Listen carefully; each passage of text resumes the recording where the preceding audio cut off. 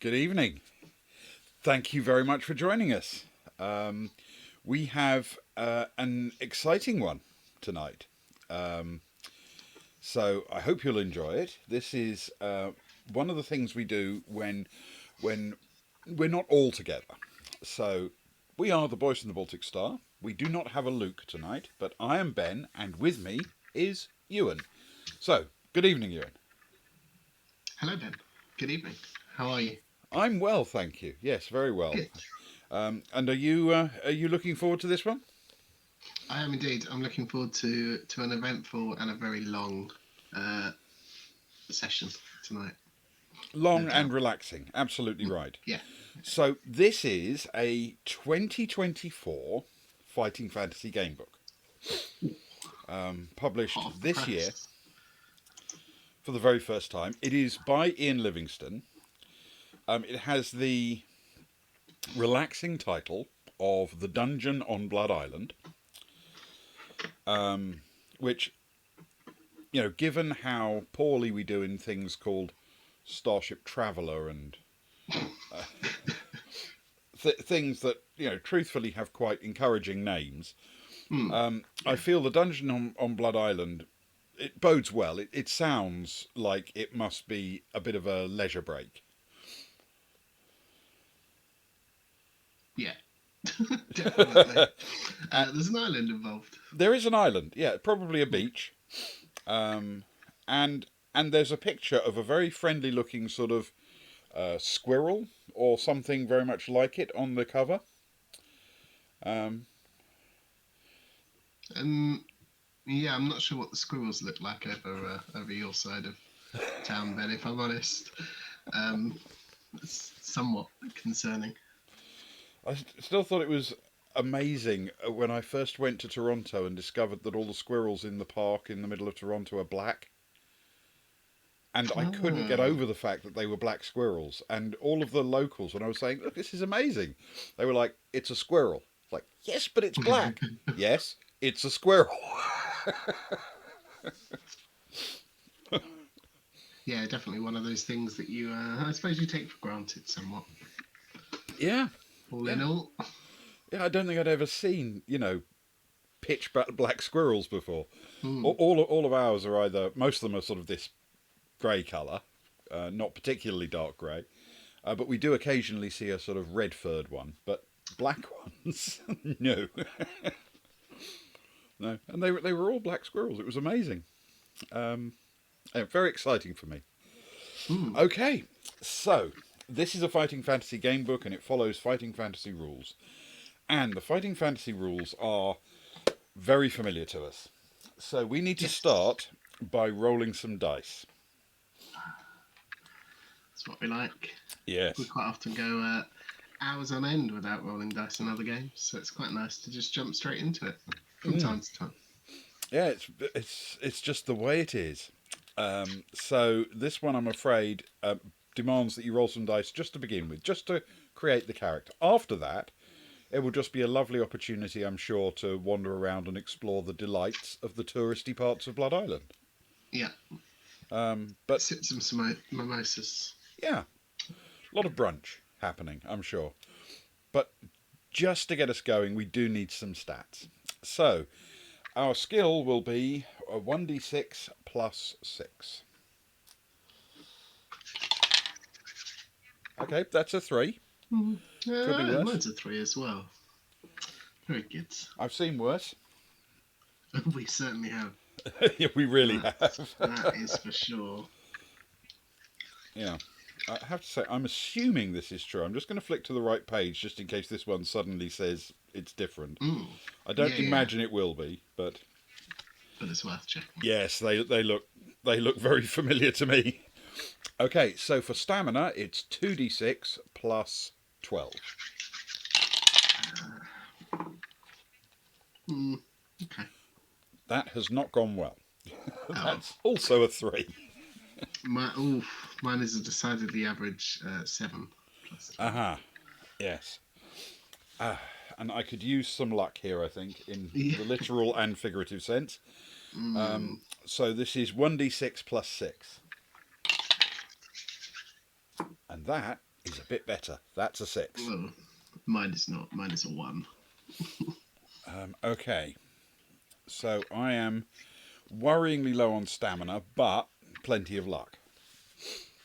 So, next thing to think about is provisions. We each start with 10 provisions, Very and nice.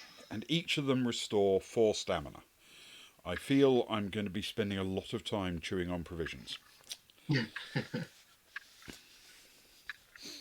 And for potions, we can each have a potion of skill, which restores skill points to initial level, a potion of stamina, which does the same for stamina points, and a potion of luck, which restores luck points to their initial level.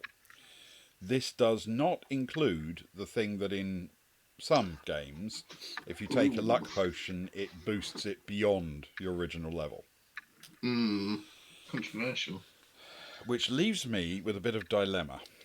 But before I make that decision, I'm afraid we have to knock off 4 points from our distribution. Oh, yes. Now, normally I go heavy on stamina here, but with only 15 to play with, there's something in my brain that says I can't afford to go below their sort of nominal minimum by very much, and the nominal minimum is 14. So I think I'm going to have to lose 1 skill down to 8, 2 stamina down to 13, and 1 luck down to 11. I see. I'm always loath to take it off my skill unless I roll particularly well. Yeah. So I think I'm going to do 2 stamina and 2 luck, which isn't good for my luck. But I'm taking a potion of luck and hoping that 8 skill is not too bad. But I'm a bit weak. A little bit weak. Yeah. I too am going to take a potion of luck. Just because I'm worried about my 5 luck. Yeah. Now, I was explaining just before we went live that normally in the book they give you an adventure sheet, which you can fill in as you go, like a character sheet printed in the book. And this one is not encouraging in that regard, because this book,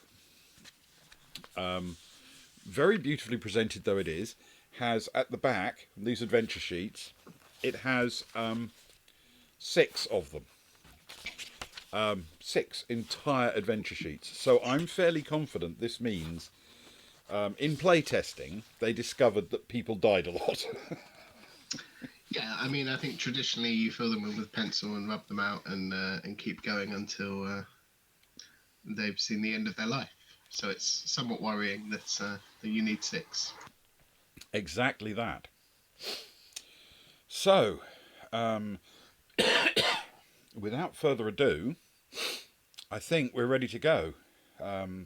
Slightly nervous about it, but I think we'll give it a shot, right? Yeah, let's do it. What's the worst that could happen then? We could fall into a volcano? Can I just point out that the 6th and 7th word in the background section are Death Trap and Dungeon. Somewhere we've been on 2 separate occasions, well, more occasions, but on 2 separate adventures. We have, yes. Already. Yeah. In fact, we've made it into Death Trap Dungeon 3 times, having had a go at it, of getting into it 5 times. And 2 of them were cheating, because in 2 of them you actually begin in Death Trap Dungeon. Yes. So, yes. Okay. Here we go. The fame and glory that Death Trap Dungeon had brought Baron Succumvit was something his brother, Lord Carnus, just couldn't bear. People were in awe of the Baron and never stopped talking about his annual dungeon contest in Fang, and the heroes who died trying to win the prize of 10,000 gold pieces. Lord Carnus even sent his own battle-hardened champion to compete in the Trial of Champions, But he died a gruesome death, along with everyone else. Yes, we remember. We really do remember that. One year, a brave adventurer unexpectedly won through. So Baron Succumvit rebuilt his dungeon and doubled the prize to 20,000 gold pieces, which simply added to his notoriety. Whenever Deathtrap Dungeon came up in conversation, Lord Carnus would fly into a rage, cursing his brother's name out loud. Over time, his jealousy turned into hatred. To upstage Succumvit, Carnus decided to build a dungeon of his own on Blood Island, where he ruled, and offer an even greater prize to the victor. That prize would be the Golden Orb of Fang, which he'd won from his brother in a dice game many years before. The orb's value was difficult to estimate, but some say that at auction in Shazar, a bid of 25,000 gold pieces for such a legendary treasure would be the minimum expected.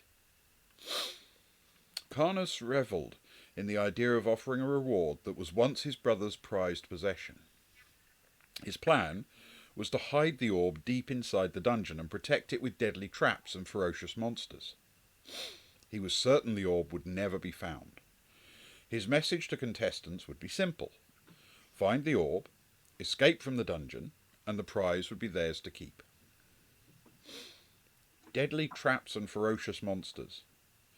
I'm pretty sure the rep didn't talk about that when they were talking about the scuba diving and the parties on the beach. Yeah. There was mention of happy hour, but no deadly traps, I don't think. I mean, even if there is a happy hour, I'm getting the feeling that it's made up of some fairly miserable minutes. So, certainly.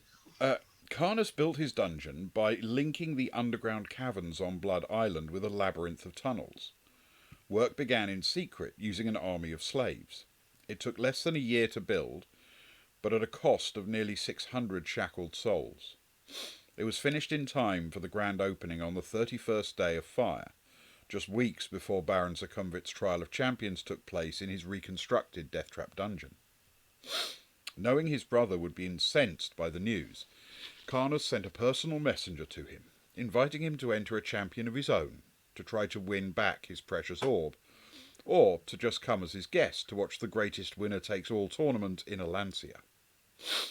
Outraged by his brother's attempt to usurp him by offering the orb as a prize, Succumvit sent the messenger back to Blood Island with an exceptionally rude note, written in blood, stuffed in the mouth of a dead rat.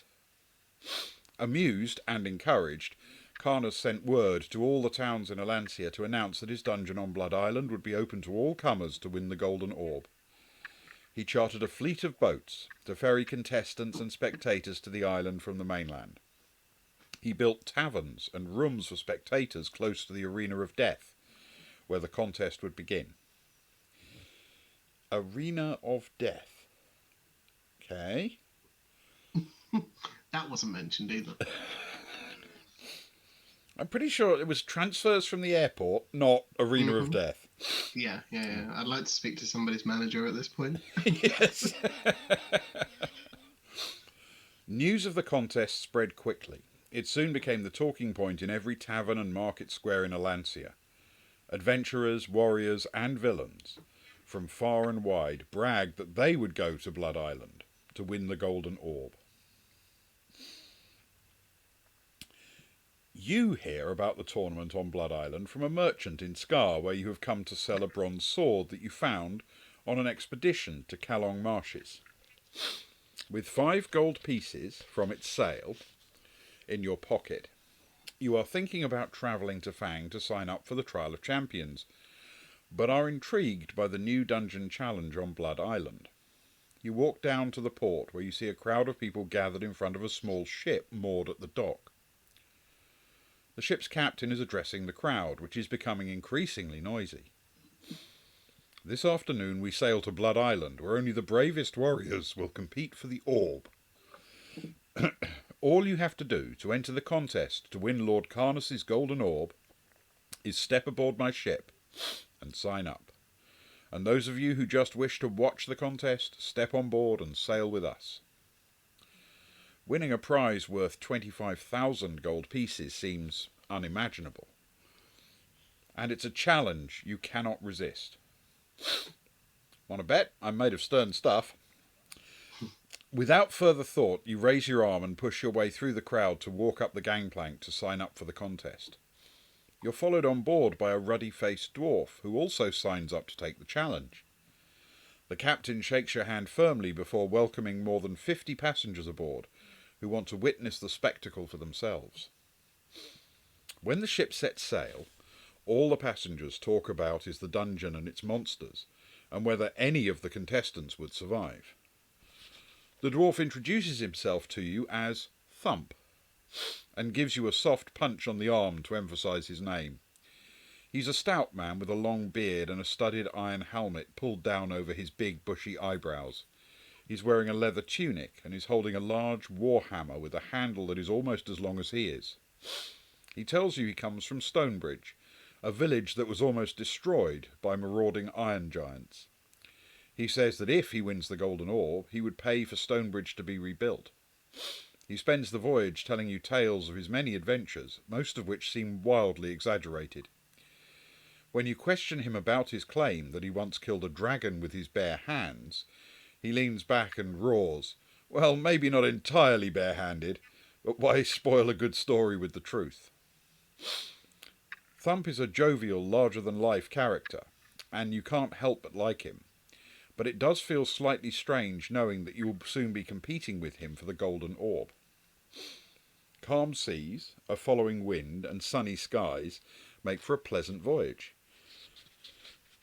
And when Blood Island is spotted on the horizon, a loud cheer erupts on board. As the ship sails into the harbour, you see a large crowd of people waving from the dock, eager to see the new contestants. There's a carnival atmosphere with people laughing and cheering, trumpets blaring, and drums beating loudly. Standing quietly, surveilling the scene from a wooden platform set back from the crowded dock, is a tall, stocky man, wearing an elaborate headpiece and long purple robes, filled out with huge shoulder pads. He seems to be quietly enjoying the moment. He is surrounded by stern-faced guards who push back anybody who tries to get too close to the platform. A trumpet sounds, and when he raises his arms, the crowd falls silent. The ship's captain orders you and Thump to follow him off the ship and walk through the crowd to the platform, where the captain bows to the robed man. "Lord Carnus, I bring you 2 more contestants," he says sharply. The robed man thanks the captain and glares at you and Thump before turning to address the throng. "Citizens and honoured guests, I have good news to share with you. We now have 120 contestants ready to compete. I wonder which one, if any, will triumph," he says, teasing the cheering crowd. He snaps his finger at a guard and growls, "Feed and water these 2 wretches. They will need all their strength for the contest tomorrow." You are taken to a camp where groups of contestants are huddled together, talking. Some are practicing their weapon skills, others are asleep, arms folded, leaning back against wooden cabins. They are a grisly mix of warriors, barbarians, knights, thieves, ninjas, dwarfs, elves, man-orcs, pirates, adventurers and thugs, who stare at you coldly as you walk into camp. Thump whispers in your ear, suggesting that the 2 of you should stick together, at least until the tournament starts. You spend the rest of the afternoon exercising and sharpening your sword. Thump swings his war hammer around his head and smashes it into the ground, practicing the move many times. "I think I'll use my war hammer to fight the next dragon I meet," he says with a wink. When the sun starts to go down, you are led to long wooden tables that are piled high with bowls of food. You sit down to a feast of vegetable soup, spit roast chicken, grilled fish, cheese, fruit and honey. "Enjoy your dinner," a guard shouts out. "It will probably be your last." After the meal, you are taken to a log cabin, which you share with 9 others, and told that you will be woken at sunrise to receive further instructions. A bell tolls at dawn, and Carnus's guards barge into your cabin, yelling at everybody to get up. When all the contestants are assembled outside, Lord Carnus enters the camp and walks slowly up the steps, of a small rostrum to address you. Welcome. Today is your day of destiny. Look around at your fellow contestants. Do they look stronger than you? Do they look quicker than you? Do they look smarter than you? Do you think you could defeat them in combat? As you can see, there are 120 contestants, all of you hoping to win the Golden Orb. Do you think that 120 contestants are too many to enter my dungeon? If you do, well, you're right. You will now be escorted to the Arena of Death, where an elimination contest will take place. You will compete against one another until just 12 contestants remain, who will have earned the right to enter my dungeon. I call it my Dungeon of Despair. It is filled with deadly creatures, lethal traps, and horrific surprises, he says with a beaming smile. Of the final 12, 11 will most likely perish in the dungeon, and perhaps all 12. But with good fortune, wise decision-making, and skillful combat, one of you might win to claim the Golden Orb as your prize today. Be brave and be strong. May your swords be sharp and your wits sharper. With his solemn words ringing in your ears, you watch Lord Carnus leave the camp with his entourage, following at a respectful distance. Okay. It says, with good fortune and wise decision-making. My skill is 8 and my luck is 11. I don't think either of those are on the cards. So, we turn over and we start with paragraph 1.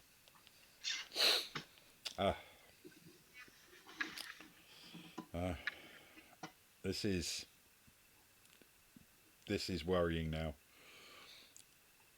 You are marched into the Arena of Death, which is a high-walled amphitheatre with a sand-covered floor and a bank of spectator seats circling the arena wall. With the spectator seats empty, an eerie silence prevails. The captain of the guard orders you to line up in 12 columns of 10.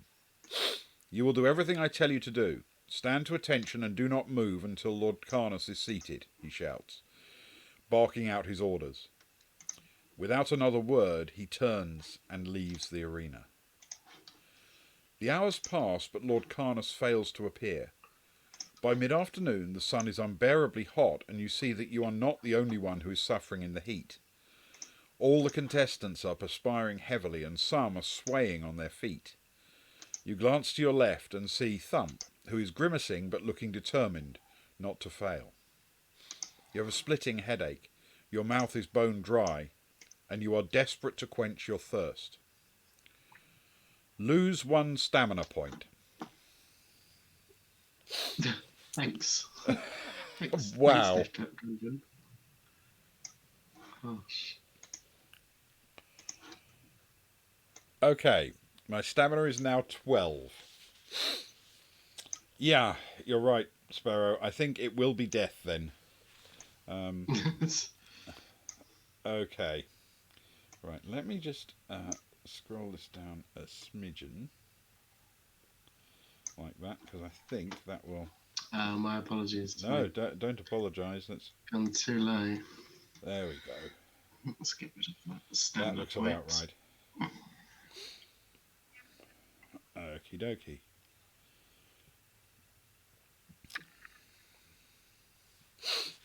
Okay. If you want to take a sip of water from your flask, turn to 56, and if you want to remain standing to attention, turn to 323. We have been instructed to stand to attention and not move.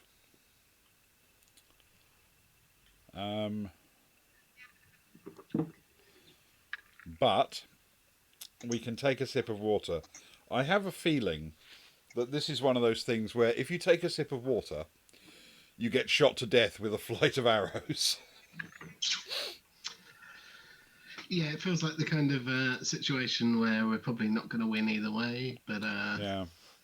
1 stamina point isn't too bad if we lose another one. Yeah. We're going to have 10 provisions. We can put them back in sets of 4, but I don't have a lot of wiggle room. If we get into a big fight, it could easily hit 0 before I can eat again. I'm tempted to say let's remain standing to attention. Yep, sounds like a plan. Okay. All right. So we With will you. turn to 323. Sparrow agrees, so it must be the right thing to do. Oh, bound to be. Yes.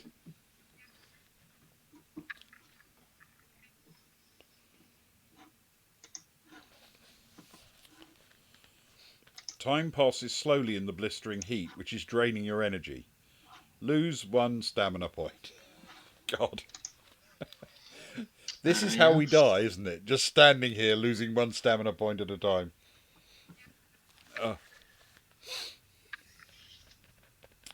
All you can think about is having a long drink of cold water. You feel dizzy and dehydrated, but manage to stay on your feet without moving. Turn to 141.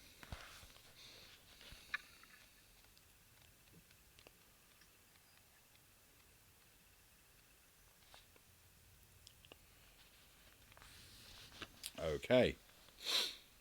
The spectators are finally allowed into the arena late in the afternoon. They cheer the contestants, some of whom look as though they're about to pass out from heat exhaustion. By the time the arena is full, 10 contestants are lying face down in the sand. A trumpet fanfare blasts out to signal the arrival of Lord Carnus. The spectators stand to applaud him as he takes his place on his ornate throne. While the unconscious contestants are dragged out of the arena, their contest over before it has even begun. Carnus raises his arms to silence the trumpet and acknowledge the crowd. Standing next to Carnus is a tall, mean-faced officer in a red uniform, who steps forward to address the contestants with his sword raised in the air. You may now drink water. You do so eagerly. Add a stamina point.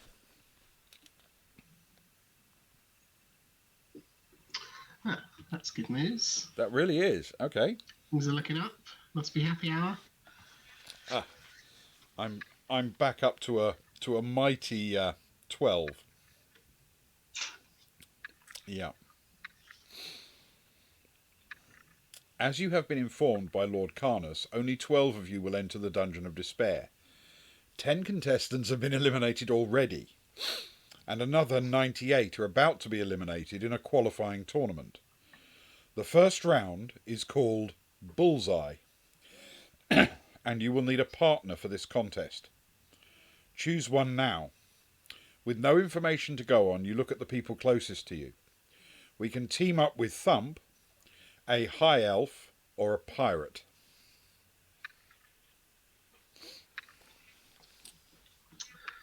Well,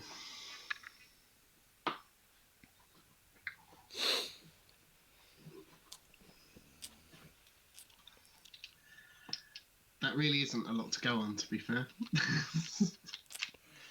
So here's what I'm thinking. First of all, we don't know if by team up they actually mean work together or only one of us makes it through.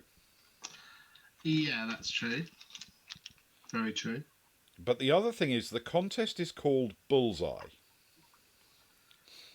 Now, if the contest is called Bullseye, not beat something to death with a big rock on a stick, where I grant you Thump would definitely be the one to go for.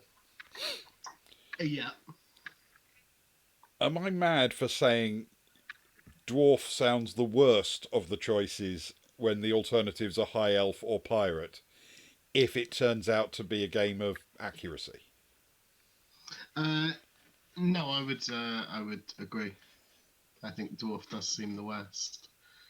I want that speedboat after a game of darts. Yeah. Yeah, because, I mean, frankly, the rep has been a bit lacklustre in bringing refreshments, but this is the time that they could really turn it around. Yeah. What do you fancy? I mean, I'm happy with any of them, to be honest, because I really don't know what the outcome is. It could be that Thump is just stick by your friend and hope for the best, but I don't know. I'm kind of thinking pirates. Okay. Only going off of, as you were saying, it could possibly be target based, but it depends what. I mean, high elves are like in this setting. yeah, nor do I. I mean, if it had said like a wood elf or something like that, you'd think, Yeah, oh, yeah, yeah, nailed on, yeah. yeah. But a That's high the elf one. as opposed to a pirate, yeah, maybe pirate. And if it turns out we only one of us gets out of this, I won't feel bad about a pirate dying. Well, yeah, that's true. We don't have to see the demise of Thump, our new friend. That's true. Let's find out. We'll Nice. give it a shot, and Sparrow is right. They yeah, did take down the dragon with their bare hands. maybe that's the requirement. Take down dragon with bare Left. hands, and we should really have gone with thump.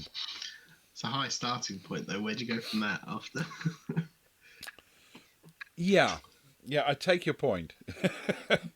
Okay, let's have a go at pirate. I mean, not knowing what to do, let's choose the pirate and turn to 361. Cool. It could just say, you have chosen poorly.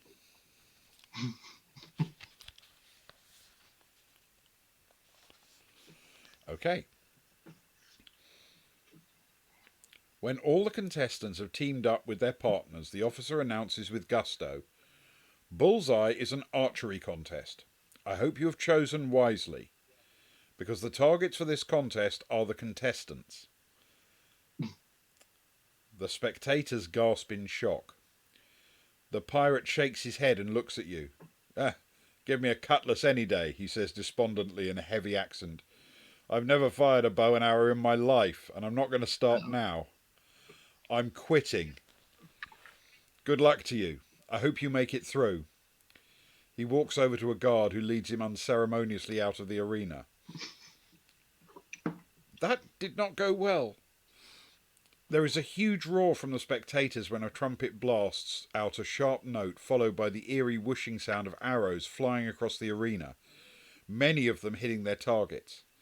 There are gasps from the crowd as contestants fall to the ground, clutching the arrows lodged in their torsos. Listening to the groans of the injured contestants, you are pleased to have missed this round. You scan the survivors and see Thump standing, hands on hips, with a big grin on his face. The trumpet blasts out again, and the officer instructs the remaining contestants to line up against the wall opposite him, while the injured are led out and the dead are dragged from the arena. You walk over to Thump and ask him what happened. I never learnt how to use a bow and arrow, so I figured that if I aimed to miss the thug, I'd be more likely to hit him. And I did, he says, roaring with laughter. The officer looks along the line of contestants and says without any emotion in his voice, by my count, there are 48 contestants left in the tournament. Lord Carnus requires this number to be reduced to 12 within the hour. It is time to choose a partner for the next contest. Do it now. You agree with Thump's suggestion to split up, at least for now. If you want to choose the thief on your left, turn to 98, or for the ninja on your right, turn to 184. I was about to say, well, at least up until this point, everybody who's left the contest is left alive or unconscious at worst. But or dead, as it turns that out. changed. Yeah, that changed very quickly after the pirate left. Yeah. Yes, maybe the pirate was the civilizing influence, and as soon as he walked off, the death started. It would appear that way. Yeah. Yeah. Okay. I don't know how to pick between a thief and a ninja because they're both skill classes and... Yeah, we don't have much other... We don't even know the name of the next contest, do we? Yes. If Thump is right and splitting up's the right idea, then presumably whoever we pick, we're going to be facing off against. Yeah. In which case, I'd be tempted to take a thief over a ninja. Yes, I would agree. That makes sense? Yeah. Okay, let's give it a shot and see if it works out. So we will turn to 98. Thump's in the know. We don't really have enough information to make these decisions, but I think that's deliberate. Yeah, I would think so. Next time through. Okay. You stand opposite the thief, who looks dismissively at you and spits on the ground. Well, that's uncalled for, frankly. The gates open, and an ox-drawn cart piled high with large iron balls rolls slowly into the arena. The officer instructs everybody to take an iron ball from the cart and stand holding it above their head opposite their partner. The ball is very heavy and you have difficulty in lifting it up. The thief also struggles to lift his iron ball above his head. Your arms soon start to shake under the weight of the ball. The crowd cheers as balls begin to drop onto the ground all around the arena with a dull thud, and the eliminated contestants are led away by the guards. The muscles in your arms start to burn, and you wonder how much longer you can last. Lose 2 stamina points. God. That's not good. We could actually end up basically dying without making a roll. Yeah. Can we eat between these? Let's ask a guard. Yeah. You glare at the thief, whose face is dripping with sweat. Roll 2 dice. If the total is higher than the thief's skill score of 5, turn to 267. If it's 5 or less, turn to 166. Okay, so we need to roll 2 dice and hit a 6. Odds or evens? I'll go odd, please, Ben, if I may. Okay. That is a 6. So I will roll 2d6 and see if I can beat or equal a 6, beat a 5. Yeah. I can. I rolled, in fact, exactly a 6. So hopefully that's the good one. The total is higher than the thief skill score, turned to 267. Because I actually have no idea if higher is better, to be honest, but I'm hoping it is. 267.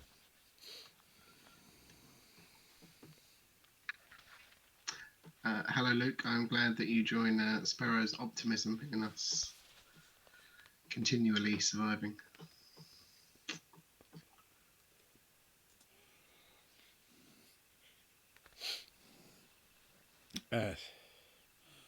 Okay. Much to your relief, you see the thief's legs buckle underneath him. He drops his iron ball and curses loudly as it thumps into the ground. Not a moment too soon, you drop your ball and shout out in triumph as the thief is led away. You're exhausted and the muscles in your arms are burning. Lose 1 stamina point. Oh, more stamina. I'm down to single figures. I haven't had to roll a combat die yet, and I'm down to single figures of stamina. God, that's awful. Yeah. You are relieved to have won the contest and look around to see how Thump has fared. Turn to 310. I think Thump would have been a poor choice to go off against him. I think he would have been, given that it turns out it's hold the heavy iron ball above your head, and Thump is a very strong dwarf with an enormous warhammer. Yeah. Yes. Okay. You see Thump nearby, sitting, arms folded on his iron ball with a beaming smile on his face. That wasn't too hard, was it? He says as you approach him. Before you can answer, the trumpet sounds again, and the officer instructs the remaining 24 contestants to gather at one end of the arena. Gates open at the other end, and a guard walks to the middle, carrying a large silver jug. He begins to pour chalk dust onto the sand, marking out a white line across the arena. The officer raises his sword to silence the murmuring crowd. The next contest is a team game called A Line in the Sand, he bellows. You must now make another choice. I want 12 of you to be on one side of the chalk line and 12 of you on the other side. Either stay where you are or step over the line. Do it now. A pirate, a man-orc and a barbarian run across the line cheering loudly. They're immediately followed by a thief and a priestess. Thump turns to you and says, I like their spirit. I'm going to join them. Are you coming? So do we follow Thump across the line or stay where we are?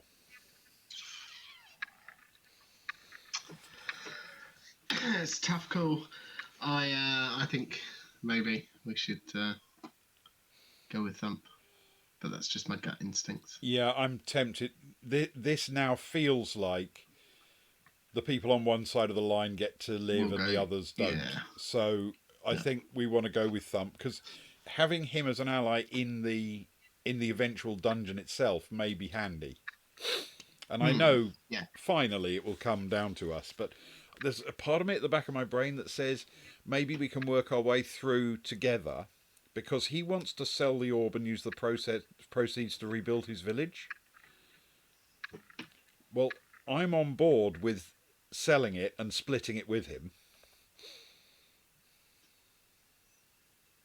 Yeah. You know, because he Or doesn't at least, need. getting. He doesn't want the orb itself. He's happy to have the money for it. Yeah. Well, at least selling the orb and rebuilding the village and getting a position of power. Yeah. So, Yeah. That works. Yeah, I mean, you never know. We could even say, you can have all of the money from the orb, but in exchange, we'd like to retire to the largest house in the village, and not have to worry about anything for the rest of our lives. Actually, sounds quite good, to be honest. Yeah. Okay, let's follow Thump across the line. We will turn to 398. 398 sounds good. In fact, it sounds brilliant. That's really close to the maximum number in the book, which is 400. So 398, I mean, we're practically there. I think this is definitely a winning choice. Yeah. We'll follow Thump across the line and turn to 398.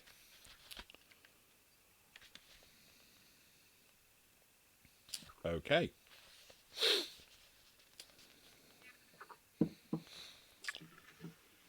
You run across the chalk line with Thump and 5 others. With the teams established, a party of scrawny slaves enters the arena, carrying shovels. They begin digging out the sand on both sides of the white line to reveal 2 long sections of solid stone floor. When they're finished, more slaves enter the arena, carrying a long length of thick rope. They lay it lengthways across both sections of the stone floor with half on one side and half on the other. A line in the sand is a tug-of-war contest. It will be the final contest in the arena, the officer announces triumphantly to rapturous applause from the crowd. Take your positions on the rope. Your team members look at each other before the tall barbarian says in a gruff voice, "I should be the lead puller." "And I should be the anchor," the priestess says, smiling. "Why you? I'm stronger than you. I should be the anchor," the man-orc says dismissively. "You'll see," the priestess replies calmly. "Let's vote on it," says Thump, and everybody agrees. If you want to vote for the priestess to be the anchor, turn to 130, and if you want to vote for the man-orc, turn to 278. Oh. I feel very, very strongly that the priestess knows something. Yeah. It felt like they were speaking from a position of insider knowledge. I'm very, very happy to go with that. If that's your gut feeling or your instincts. It is my gut feeling. The only thing is there's no reason it couldn't be a really, really bad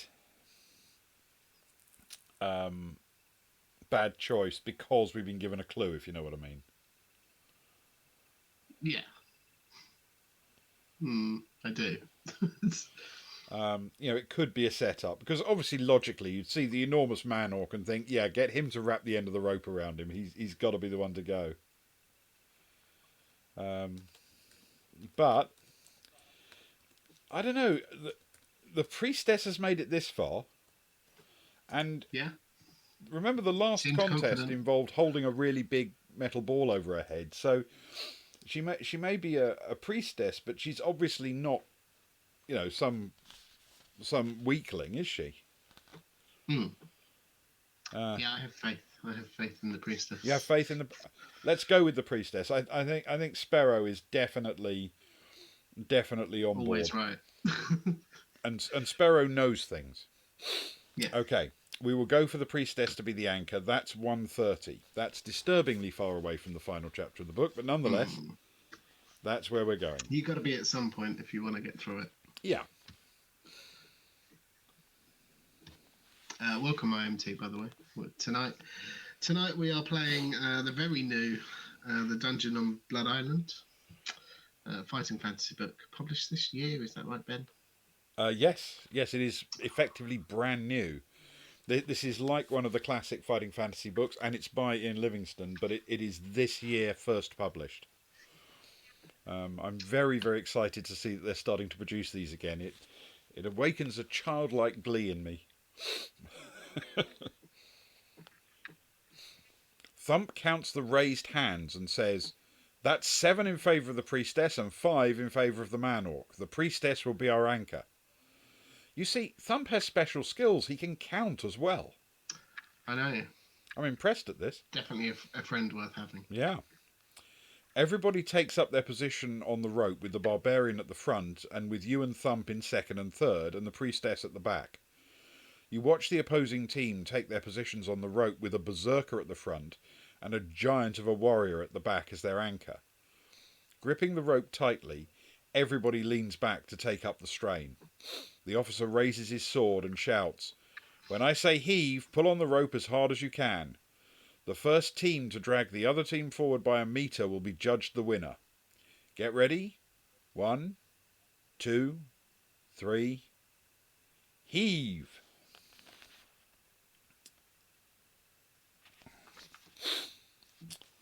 Sweating profusely in the heat, but encouraged by the grimacing faces of your opponents, you lean as far back as you can, pulling on the rope with all your might. The minutes pass with neither team able to pull the other forward, when suddenly the priestess lets go of the rope and points to the sky.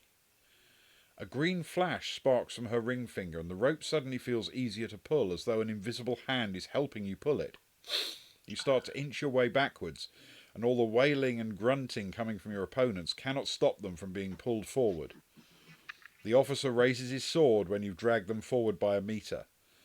The stone floor gives way beneath them, and you watch them fall into the void, screaming in terror.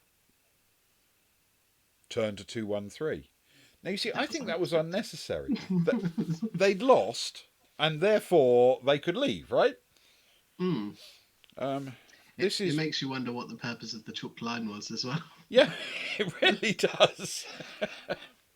Yeah. I suppose that's why they call it the Arena of Death and not the Arena of Kittens. Yeah, that's true. Or the arena of walking out with your head bowed down. Yeah. Maybe. Okay. I mean, Trial of Champions did sound a little bit ominous, but Arena of Death sounds worse. Arena of Kittens sounds fun. Arena of Kittens sounds brilliant. Turn that into a business venture. Yeah. Yes. Colosseum type arena filled with kittens. Honestly, I think people would pay a lot of money to spend their days wandering around a huge arena filled with kittens. Yes. Yeah.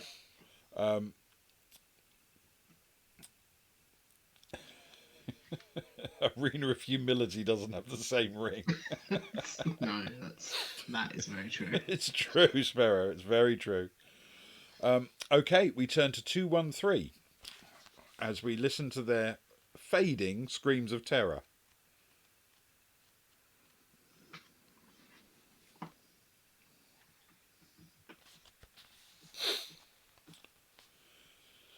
The stone floor rises back up with spectators clapping and cheering wildly.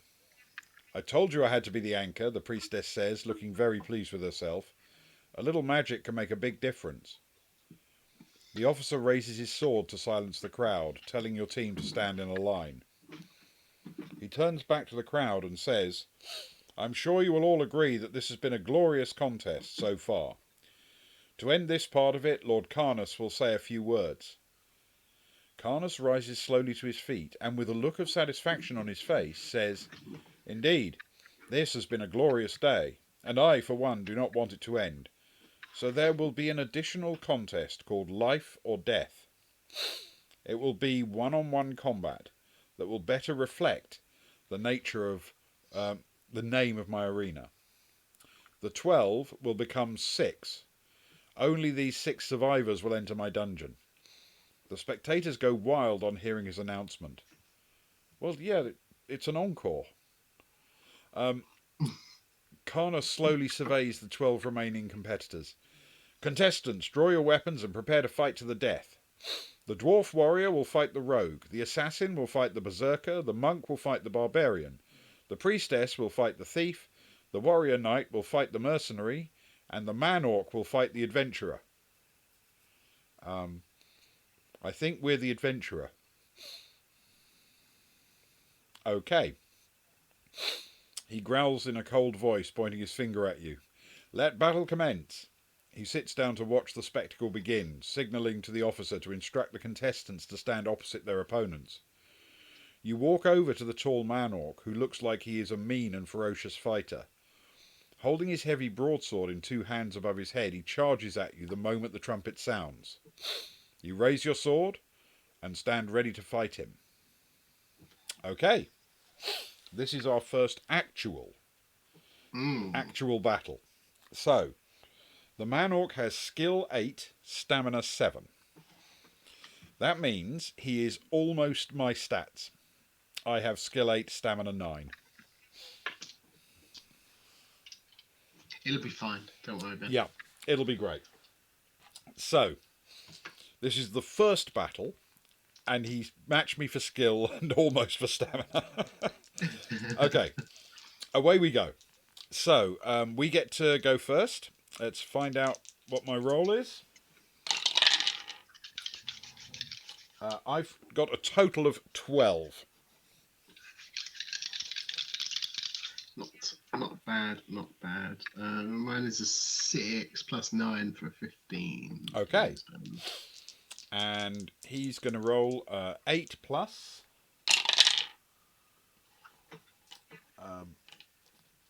That's 8 plus 5 is 13. That means he's beaten me but lost to you. So he loses 2 stamina to start with. And then we have to work out whether or not he knocks 2 off me. He does not. He rolled a 1. And I am evens. So he is down to stamina 5. Well, that worked brilliantly. I just basically have to keep running around him and avoiding his blade while you do all the work. This is great. Okay.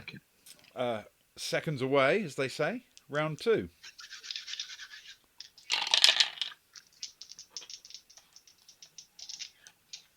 That's a bit more like it. I rolled a 9. A total of 17. Very good. Mine is a 7 plus a 9 for 16. Excellent.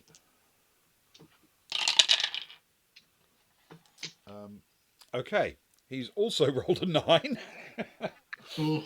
So that is also 17. So neither of us land a hit on him.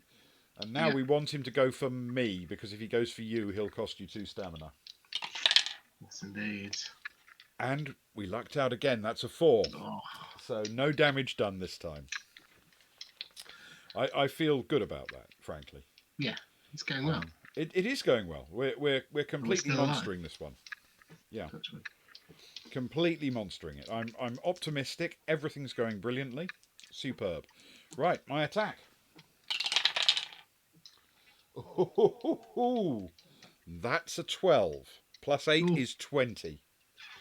Very nice.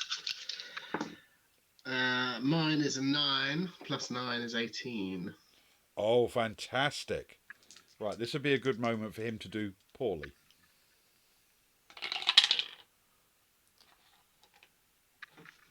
And he has. That's a 5, which is 13.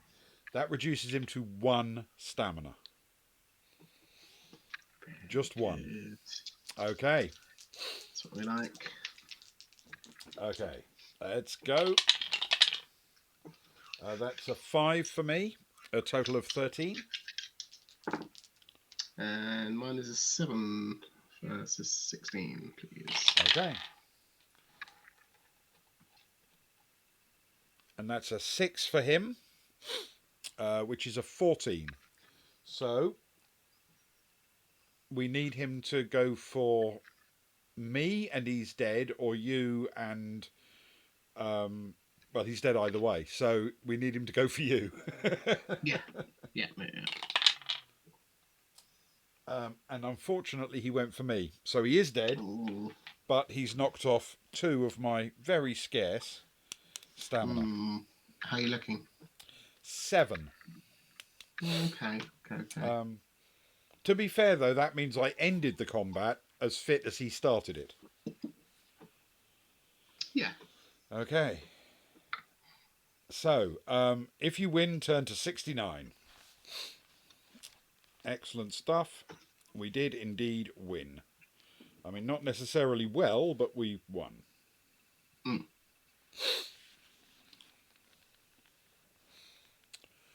With the man-orc slain, you watch the final battle, which ends with the barbarian slumping to the ground. All the spectators rise to their feet to applaud the victors. Even Lord Carnus stands and claps. You're exhausted, but relieved to have survived the elimination contest. While the spectators begin to make their way to the dungeon to watch the start of the contest, you look around the arena and see that the victors are the monk, the warrior knight, the thief, the assassin, and Thump, who punches the air triumphantly. You are led out of the arena by the officer and taken to a small building nearby to rest and eat. Add 2 stamina points. Ooh, that's very welcome. That is indeed much needed. Much needed. Superb. Almost back to top, but not quite. Nobody is talking, and you decide to break the silence and introduce yourself to the others. The thief bows and says, "Greetings. Fingers Foley is my name, and thieving is my game. In case you were wondering, I was given the nickname Fingers, not because it's a thief's name, but because my little finger was cut off as punishment for sneaking out of the Black Lobster Tavern in Port Blacksand without paying for my drinks. I usually get away with it, but not in Port Blacksand." Thump asks him how he was able to defeat the priestess. "Oh, that was easy. I didn't lose my thieving skills when I lost my finger. As we chatted while walking across the arena, I slipped her magic ring off her finger without her noticing. You should have seen the look on her face when she realised what I'd done." The monk is called Usman Ko, and he says he is from Fang. Succumbit raged for days when he heard about his brother's dungeon. "Silly old fool," he scoffs, leaning on his staff. The armoured warrior knight is from Chalice and goes by the name of Caldwell. He's a man of few words and looks to be quietly assessing everyone's strengths and weaknesses. The last contestant is Azura Zhang from Zengis. "Watch your back, I'm an assassin," she says mischievously with a sly smile. Trumpets suddenly blare to signal that it's time for you to enter Carnus's Dungeon of Despair. As you get ready to go, Trump whispers in your ear, "Shall we make a pact not to fight each other in the dungeon? We can make a pact with Thump, or we can not make a pact, basically."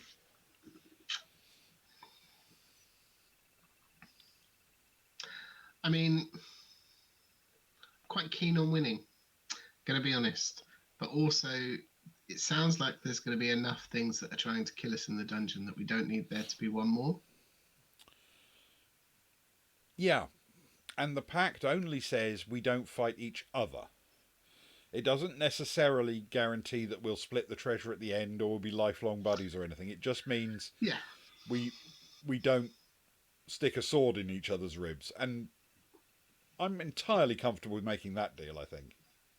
Yeah, I mean, Thump killed a dragon with his bare hands. With his bare hands, yeah. Yeah. Don't really want to be fighting him. Yeah. Also, he can hold quite heavy things quite far above his head for quite a long time. Yeah, that is also true. So, he's clearly someone we should pact with, I think, yes. Yes, let's make a pact with Thump. We'll turn to 195. Whoa, that's not what I agreed to. I take it all back. That could have gone horribly badly there, yes. We will make a pact with Thump and turn to 195.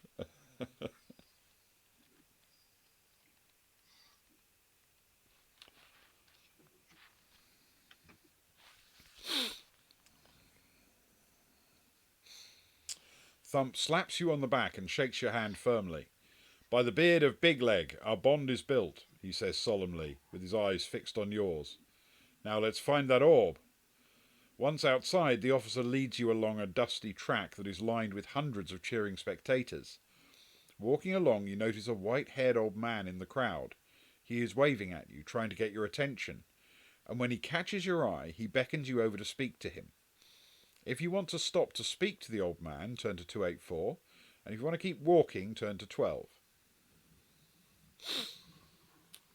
Aha. So, do we take a moment to speak to the old man?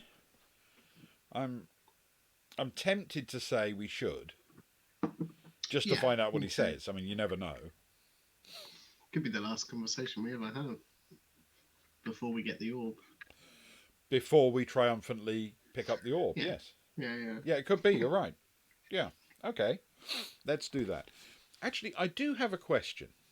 This is a sort of functional question about this dungeon and the other one, the Trial of Champions and Death Trap Dungeon books. There are these enormous crowds of spectators cheering and wanting to witness the adventurers going into the dungeon. But once you get inside the dungeon, they're just staring at a hole in the cave, right? Yeah, I mean, unless there's some kind of magical, I guess, divination spell. Like they've got a big screen projection of what's going on inside. There's a fan zone. Maybe not. Maybe they all just go to the local inn or tavern. Yeah, I just have this vague feeling that they cheer everyone in, and then they go and get drunk, and then someone summons them when somebody's coming out, and they all come back and go, "Oh look, it was him." Yeah. I'm not convinced it's like world-class sport. Yeah. No, although the Arena of Death was pretty. Yeah, that part would have been fun. Spectator friendly. I like Sparrow's idea. If the arena fills up with water and the surface becomes a scrying bowl, that's great. That is good. Yeah. Okay. That is good. Okay. So, we happy to speak to the old man? Yeah. Okay, we will try that. 284. 284.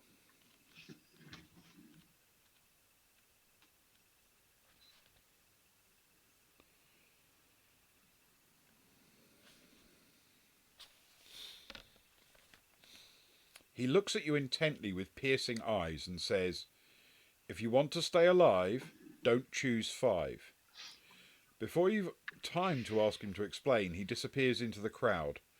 You tell Thump what the man said, but he dismisses it as nonsense, saying, "What's he talking about?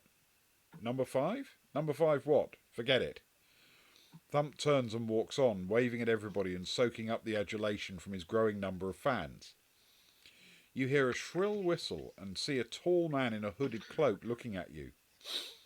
He pulls a long knife out from under his cloak and waves it in the air. If you want to speak with him, turn to 91. If you want to ignore him and catch up with Thump, turn to 12. Okay, so first,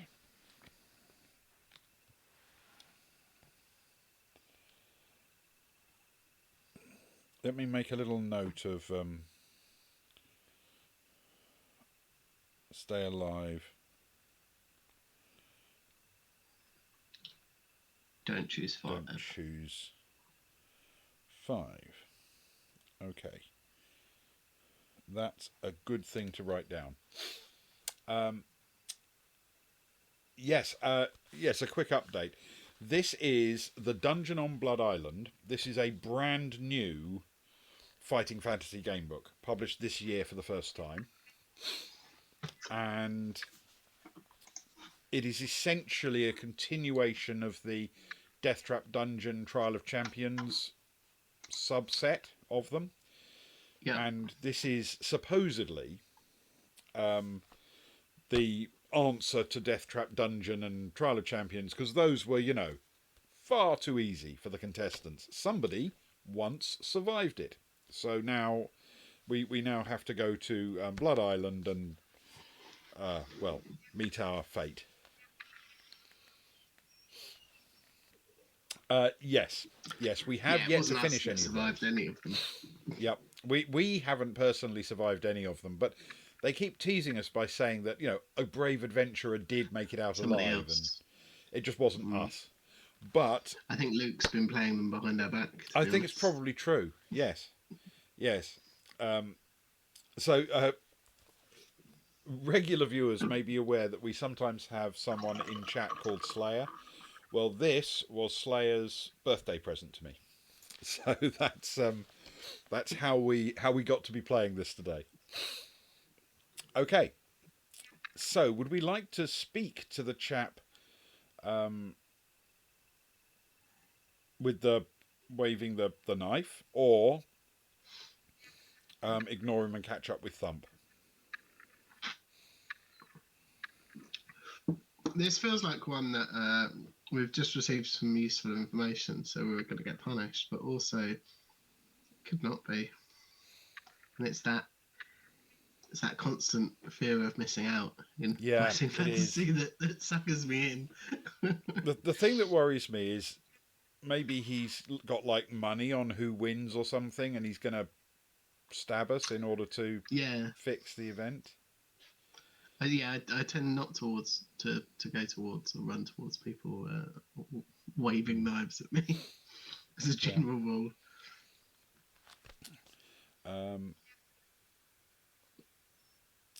Yes, our success rate in fighting fantasy books is not all that great either. We've done one actual fighting fantasy book, made it through intact, which was Scorpion Swamp. And we did the first of the Cretan Chronicles as well. Made it through that. We did make it through Warlock of Firetop Mountain twice, but not actually. Yeah, we didn't win. And we made it out of City of Thieves alive, but didn't win. Yeah. And we made it out of Forest of Doom alive, but then died on the go back to the start loop. Yes. Which was a bit of a cheat. It felt like almost like a 50-50 that you could have another run at it. Yeah. We did not. Yes, we chose poorly, as it turned out. Which I quite like as a mechanic. It's a good. I think it's. It was a neat idea, wasn't it? Yeah, it takes you basically back to paragraph 1 if you pick the right thing. Okay, so a man with a hooded cloak with a long knife is waving it at us. So do we talk to him or ignore him? To be fair, it does say speak to him, not confront him, not anything else. I'm sceptical, but I'm happy to go with whatever you think, Ben. Logically, obviously, there's a part of me that's saying you're right. We took a chance on the first one, and it got us useful information. So if we take a chance on the second one, we're definitely going to suffer. Yeah, we're going to get stabbed. Yeah. And I've only got 9 stamina. Oh God, I can't decide. If only lick old man was an option, Sparrow. Sorry. That is the question. Is the knife-wielding man a door? That is a question.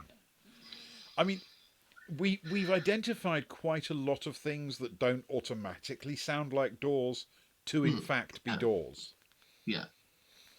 So is a knife-wielding man a door? Well, I don't think a knife-wielding man is technically a door, but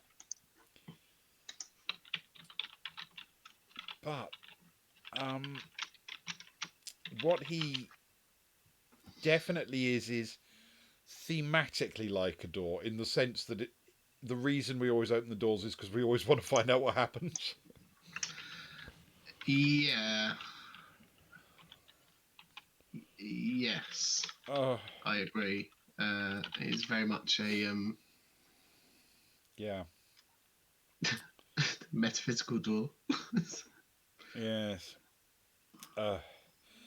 I think a knifeman is definitely a door. Okay. Let's do it. Okay, let's try it. I mean, he may be wanting to sell us the knife or give it to us. It might be a special knife. He may want to hurt us. It may be a cursed knife that he wants. I don't know, but It does say speak to the man, so hopefully they'll allow us to speak and back out. There may be an "Are you sure?" Yeah, that's true. That's true. So let's try it.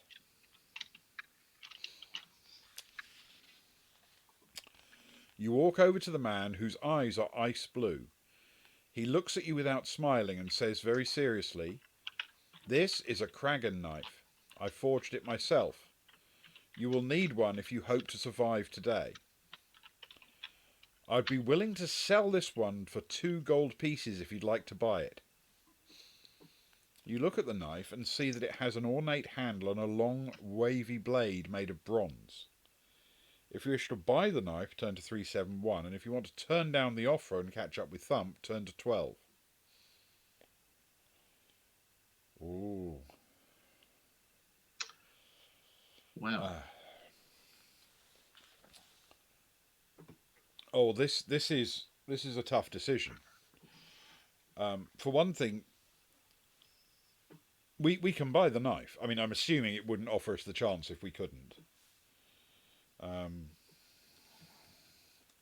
Yeah, we do have 5 gold pieces, don't we? I think it said at the beginning. For Yeah. selling the copper sword, which we found somewhere. Exactly. Something So I think we could, in theory, buy it. I'm just slightly worried that it might be cursed or something. It could very much be that they had a bet on someone else to win and want to give us a curse knife. I suppose this is again fear of missing out, isn't it? We don't actually have a weapon, do we? Well, we've got a sword. Ah.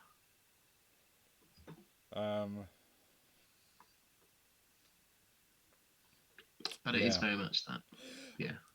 No, definitely. I'm in agreement that we should help the local economy. This is a struggling small businessman who's fighting, frankly, rising interest rates and a tough tax regime, who needs to make his living, and truthfully, we're probably not going to need much in the way of gold in the dungeon. Yeah. Yeah, let's do it. I mean, if only he was That's offering like a gift with purchase, like a timeshare on the beach at Blood Island. If it was one of those, you'd be definitely sold, wouldn't you? Yeah. Which is still got a way to go as a holiday resort. I have to say, it's not quite what everything we were promised, but. I do think that the holiday reps are not doing everything perfectly. I mean, they're definitely not getting a 5-star review. Not after that sudden trapdoor devoured 12 people in front of us, completely unnecessarily. Yeah. Yeah. Are you happy to buy the knife? Health and safety needs improvement. Yeah, I'm happy if you are. Okay, because both Snail and Sparrow seem to think it's a good idea. It very much says you want to buy the knife, not you want to buy the farm. So I think we're going to go for the knife. Yeah, let's give it a go. We will turn to 371 and hopefully, they aren't the same thing. Hopefully they aren't.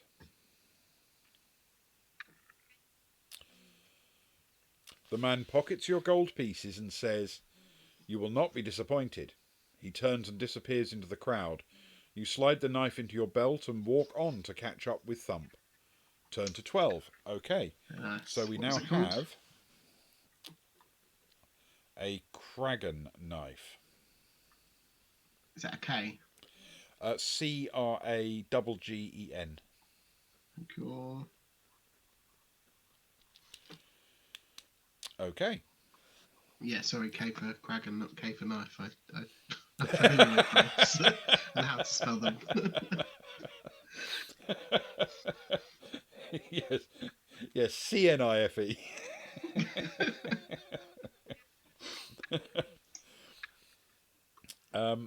Okay. We walk on to catch up with Thump. We turn to 12. Good stuff. It's going wonderfully so far.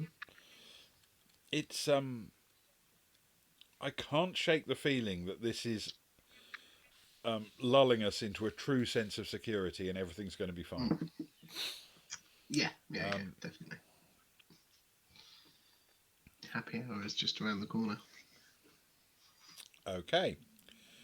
You soon arrive at a cave with its entrance surround carved into the shape of two fire-breathing dragons locked in battle. Okay. Standing there waiting to greet you is Lord Carnus, resplendent in his purple robes. A huge crowd of people has gathered at the entrance, with everybody jostling for position, desperate to see the contestants close up. Carnus motions for the crowd to hush so that he can be heard. I congratulate the 6 finalists. You are all heroes, but alas, there can only be one champion. Now I want each of you to stand on one of the slabs over here, he says invitingly, pointing to 6 numbered stone slabs on the ground in front of him.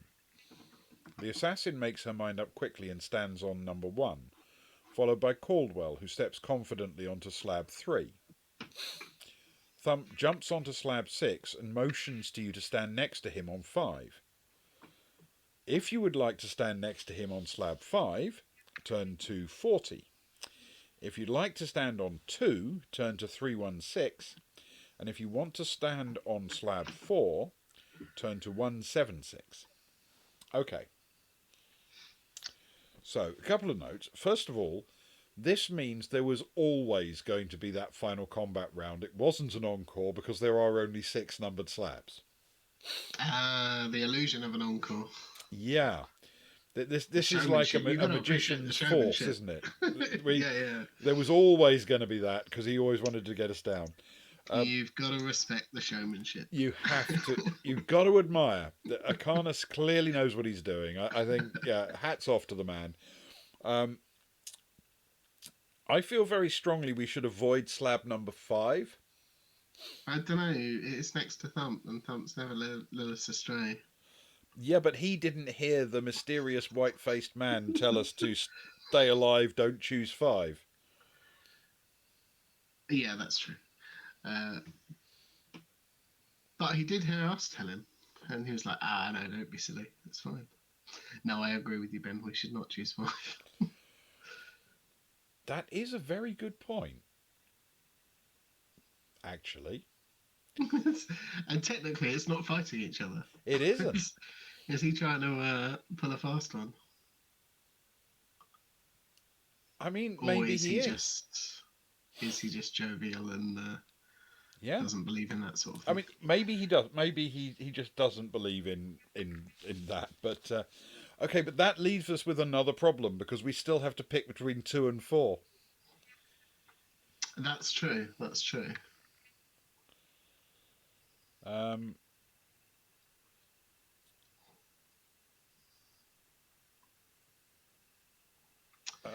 With no other information whatsoever. Well, how about slab 4, which is Sarah's right. which is close-ish to Thump, without actually being on 5. Yeah, that's true. That's true. That's as close as we can get without. Because then if being on the slab of death, if he says, I meant for you to stand on 5, it's like, oh, I misunderstood. Whereas if we go to completely the other side, it might look we're a bit standoffish. Yeah. Good call. Yeah. Okay. Then, if you're happy with that, we will stand on slab 4. I'm not wild about the word slab in this context. Yeah. It has certain connotations, I think, doesn't it? Yeah. Especially 5. Yeah. Let's go 4.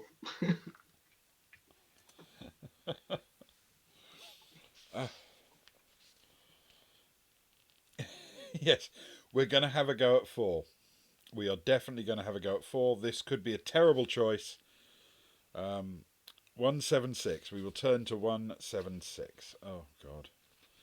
This is bound to kill us both immediately because that's just how the world works.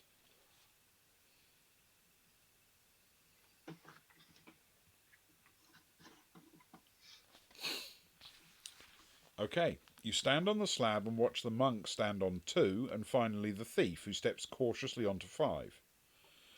Your heart begins to pound in your chest when Lord Carnus reaches for an iron lever protruding from the wall of the cave entrance. The crowd goes silent when he takes hold of it with both hands. Contestants, you are about to enter my dungeon of despair. When I pull down on this lever, you will drop through the floor. I should warn you that one of you will not survive the fall. If any of you want to change places with another contestant, do so now. The thief raises his hand and says, I'll swap if anyone else will. Would you like to change places with Fingers or stay where you are? Now, here's the thing. No, Ben, no. Is slab 5 a door? Are you familiar with that logic problem that says if you're offered something behind the first you have to pick one of 3 doors, and then if you're offered the chance to swap after they've revealed what's behind one of them, you always change? Yeah. Yeah. This doesn't apply here because they haven't revealed what's behind the relevant door.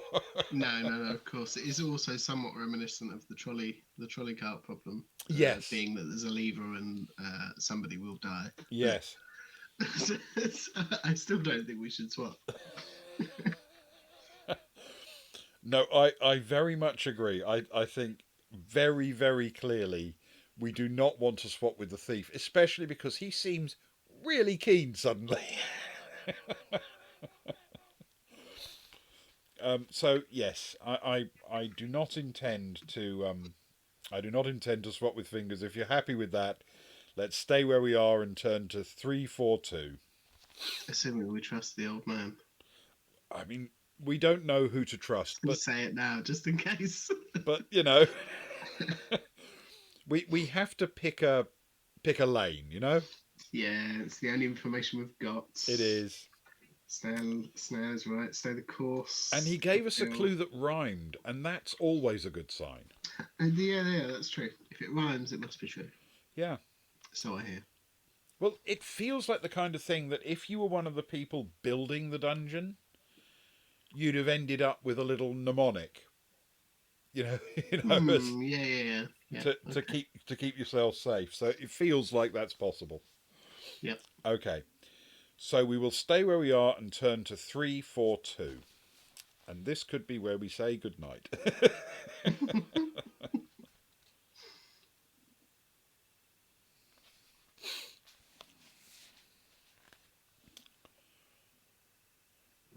The thief looks disappointed that nobody wants to change places with him, but he shrugs his shoulders as though he doesn't care.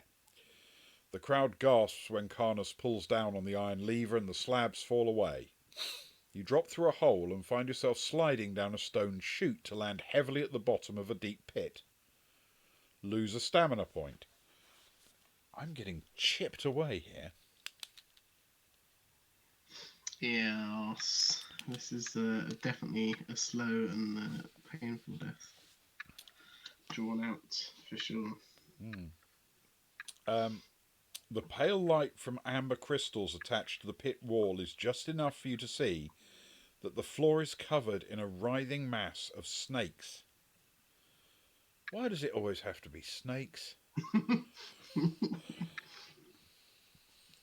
There is a ladder attached to the pit wall that goes up to a wooden door higher up.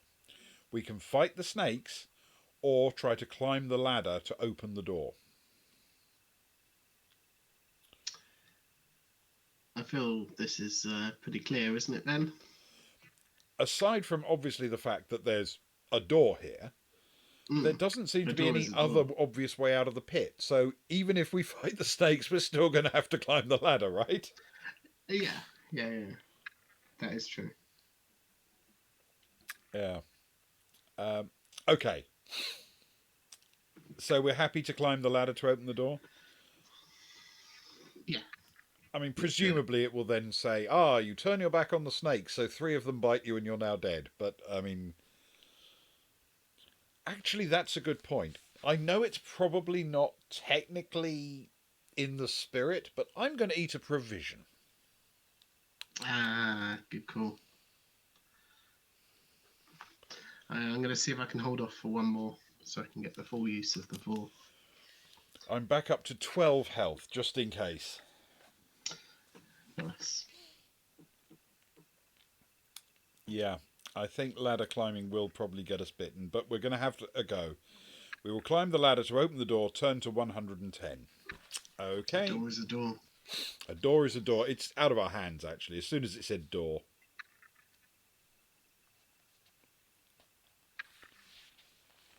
You scramble up the ladder and are very relieved to find that the door isn't locked.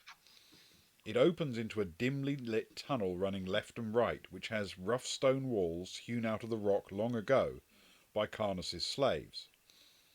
The air is cool and dark, and there's an eerie silence save for the occasional clang of a bell coming from a long way off. You peer into the gloom and decide which way to go. If you want to head west, turn to 7. If you want to head east in the direction of the sound of the bell, turn to 328. Oh.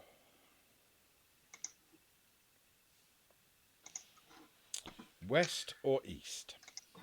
Let's begin this, shall we? Yeah. Actual mapping. Actual mapping. I must remember I have stuff to do now. I don't know. There's a bell. That's all we've got to go off, isn't it? Yeah.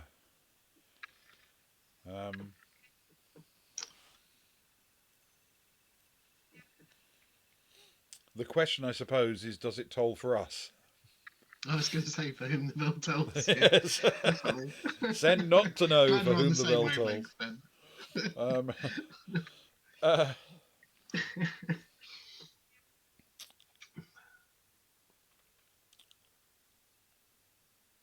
Presumably there is someone or something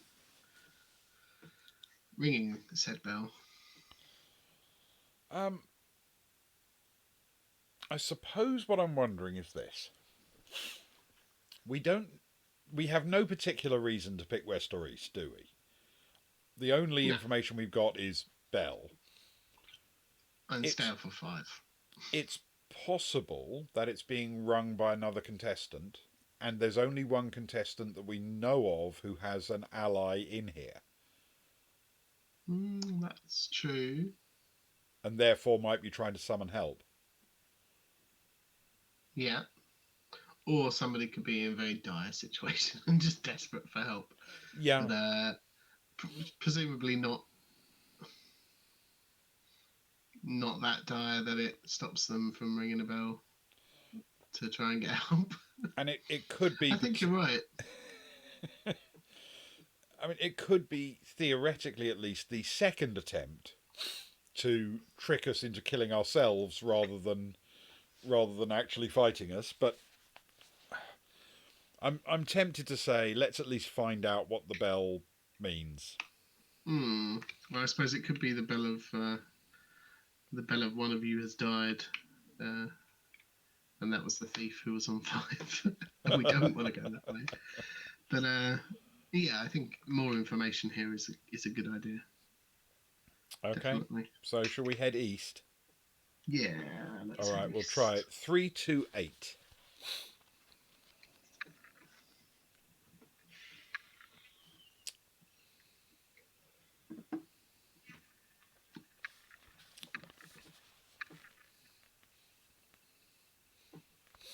You head east along the tunnel with the sound of the bell getting noticeably louder. It leads into a cavern where you see a small iron cage suspended from the low ceiling by a thick rope. A small humanoid with long pointed ears and a wild look in his eyes is sitting in the cage with his legs dangling out. He's holding a brass bell and he looks very annoyed. Beyond the cage, you see there are 2 archways leading out of the cavern, one a continuation of the tunnel, and the other a stairwell with spiral steps going up. No. When he sees you, the hobgoblin starts banging the bell against the iron bars. "You, human, open cage," he screams at the top of his voice. If help, me help. If you want to help the goblin, turn to 161, and if you want to ignore him and walk over to the archways, 393. Hmm.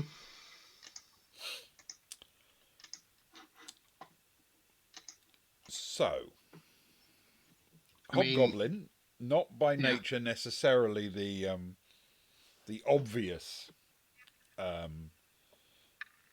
intrinsic good guys in these things, Ally. Yeah, yeah, yeah. but so far we think we've done okay by accepting help. Hmm. The problem here is that all three options appear to be doors. Yeah, Certainly, certainly the continuation of the path and the stairwell, presumably, yep. whilst not actual doors, have doorways behind them. And the And cage has an escaping, actual door. which would be very helpful for the hobgoblin. Yeah, yeah. Um, and the cage door is as non-natural a door as you can ever get. That's yeah, that's very true. Certainly compared to the cabin Yeah, I mean exits. that they are at least a little bit natural. At least the surround of them is natural originally. Yeah, But yeah, the yeah. cage, the entire door is completely handmade. So logically, if we follow our rules, we should try to open the cage door. I mean, it is a door, and we shouldn't go past them, should we? No, no, precisely. I mean, he'll probably immediately kill us, but And Slayer does have a good point. We can always help them and then decide whether it's yeah, actually been in just or not. yes. I mean, if we walk past him, we've missed the opportunity. If we try to help him, at least we'll find out what is possible. Yeah, I like it. Okay, let's give it a shot. We will try to help him. We will try to help the hobgoblin turn to 161.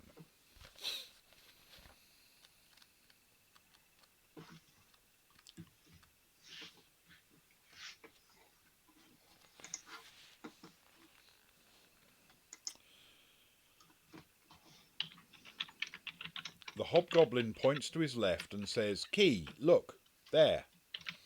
You walk to the back of the cavern, turn over a large stone and find a brass key underneath it. "Throw to me, quick," the hobgoblin shouts impatiently. We can throw the key to the hobgoblin, or rather keep the key and walk on. Ah. So here we hit a problem. Because that could be a "are you sure?" Mm. It could be. And also we are being offered a free key.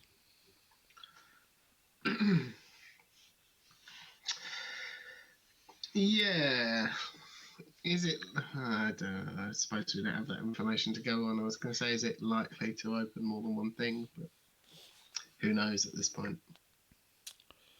Uh,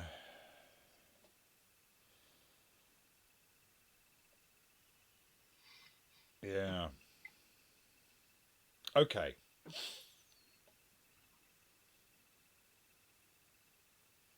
And are you sures are pretty powerful in this game? I feel, at least from a player's perspective, they certainly make you think think twice about things, They do. I mean, if regardless of which way they turn out. yes, I suspect if the key does open the lock, then that's probably what it's for. If Mm. the key doesn't turn out to open the lock, then we can probably take the key back and use it somewhere else. Yeah, yeah, and there's no harm, is there? Um, I think it gives us a shot. Um, yeah. Uh, yes, Crit. We are playing the Dungeon on Blood Island. This is a brand new fighting fantasy game book published this year for the first time. Ben, show everyone the squirrel on the The front, squirrel, yeah, as you described it. Yeah, it. One of the the reasons I knew this concerning. would be a nice, fun one is because of the absolutely delightful squirrel pictured on the front, Yeah, which is as in all its friendly beauty. looking a creature as I think you will ever see.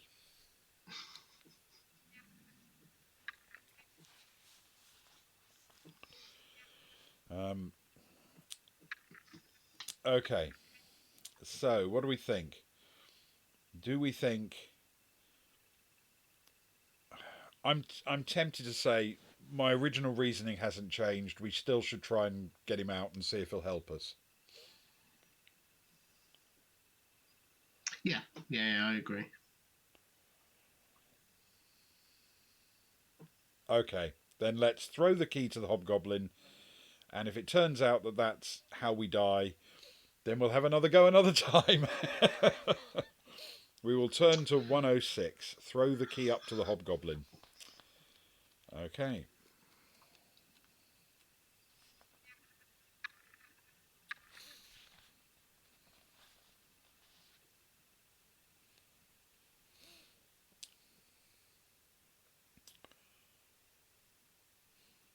The hobgoblin catches the key through the bars and lets out a whoop of joy.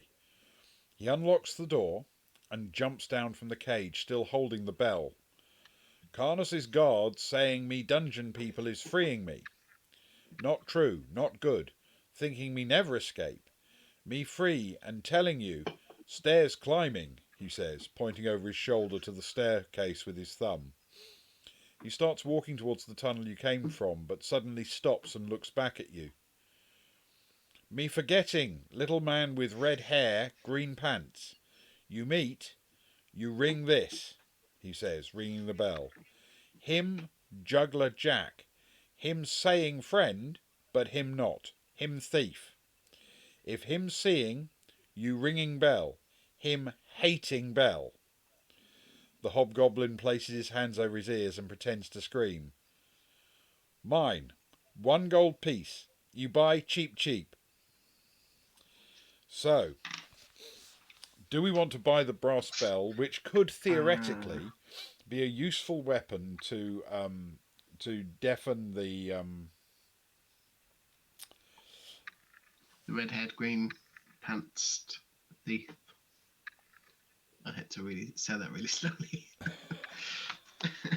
But yes. yeah, red hair, green pants. Juggler thief. Yeah, a juggler. Okay, and he's not friendly, so that's actually useful information anyway. Yeah, that certainly is.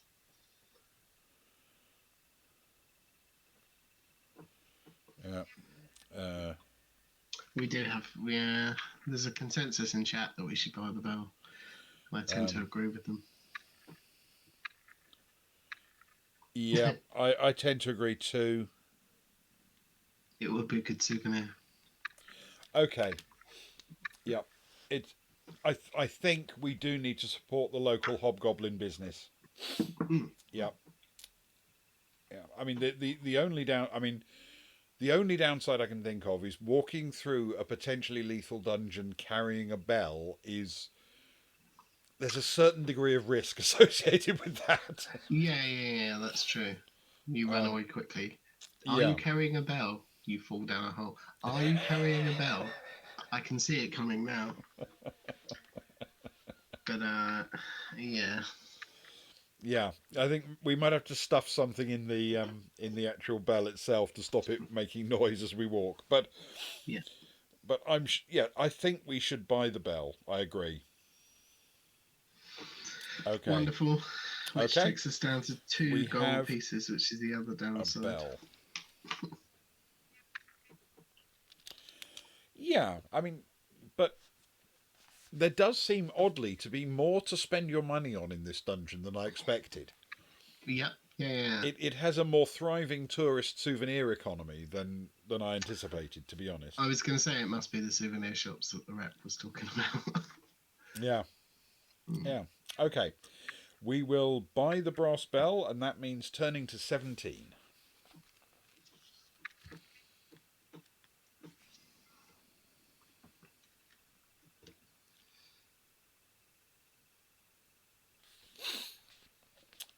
Okay. The hobgoblin bites the gold piece before giving you the brass bell. You not me cheating, he says, grinning, not forgetting ringing bell when seeing juggler Jack. If forgetting, him talking dopey and throwing stink at you. The goblin makes a motion with his arm as though throwing a ball. Glass breaking, you snoring, him stealing. You thank the hobgoblin for his advice, put the bell in your backpack, and walk over to the archways. I think quite neatly, that's actually given us the entire plot of an encounter that now we can avoid. Mm. So, if in theory, if you had the if you didn't go through this process, then it sounds as if he'll throw a glass ball full of a sleeping gas or something at you and then steal all your stuff. Yeah. And now we may be able to avoid that, but we now have that little bit of the narrative in our minds anyway. Okay, so turn to 393.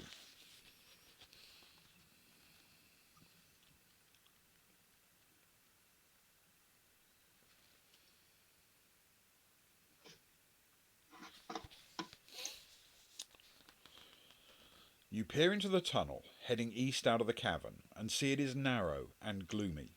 You peer into the second archway and look up the staircase, but can't see anything unusual. Do we want to walk down the tunnel or climb the spiral staircase? Well, our hobgoblin friend seemed to imply that spiral staircase was a good thing, didn't he? Yeah, there was mention of the spiral staircase. I forget the context, but I agree. I mean, no promises, obviously. Yeah. Okay. Well, if you're happy with that, let's try the staircase. Because this cannot be a bad choice. I mean, this has to be a straight 50-50, just pick a path. Every way is the good choice. I suppose worst case scenario based on the information we have, the hobgoblin knew of the existence of the juggler, which presumably is where they came from. So they must be up the stairs, and we've paid the gold for the bell, so we might as well use it. I like the logic. I do like the logic. It's not flawless, but Yeah. Okay, let's try climbing the spiral staircase. We turn to 238.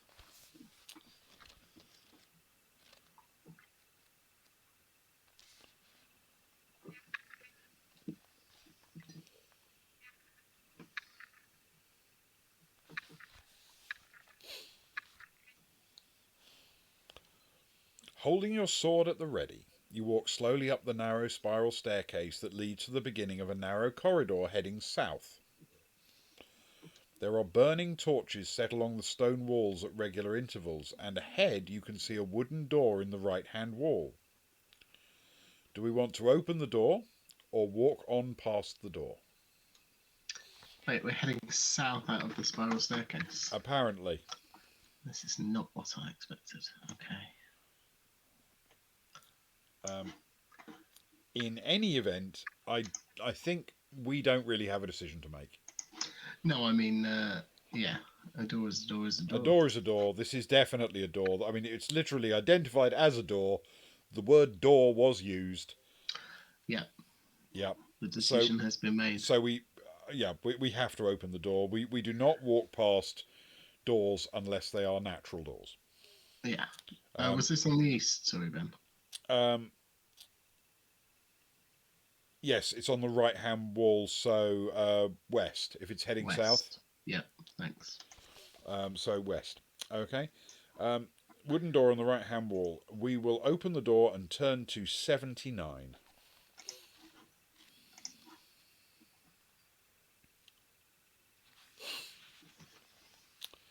The door opens into a small room that has smooth stone walls and a flagstone floor.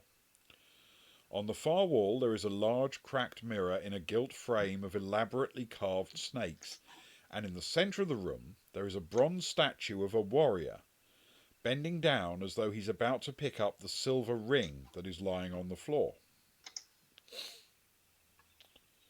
We can look in the mirror, pick up the silver ring, or close the door and walk on up the corridor. Okay. There's a stone statue of somebody about to pick up a silver ring and a mirror. Yeah. So the way I read this, there's a silver mirror and it's surrounded with, snakes. Which is always a good look for a mirror in a dungeon. There's an actual silver ring on the flagstone floor. And there is a stone statue of a warrior in the pose of somebody reaching down to pick up the ring. Which, to me, sounds like he's not a statue at all. He's a petrified person who was in the middle of being about to reach for a ring when he was petrified. Yep, I'm with you. Because the ring isn't part of the statue, it's actually a real silver ring. Yeah. And he was looking at the ring. Yes, presumably if it was about to be picked up, it was being looked at. I think we all know that well-polished shields and mirrors are useful for looking in when facing. Yeah. So maybe if he'd been looking in the mirror, he would have survived. So our choices are look in the mirror, pick up the silver ring, or close the door and walk away. My temptation is to say look in the mirror, but I'm aware it's a huge risk. I agree. The issue is a door if you're closing a door and walking away? But I very much feel that the mirror is the sensible choice here. Yeah, I'm tempted. As far as we know, he froze because he wasn't looking in the mirror at the time. Well, this is the way I think, anyway. Yeah. So don't go for the ring. So don't go for the ring. That's what he did, and he's now a stone statue. Yeah. Okay. Let's try looking in the mirror. It's a big risk, but I think this is the time to take a risk. We will look in the mirror and turn to 3, 5, 8.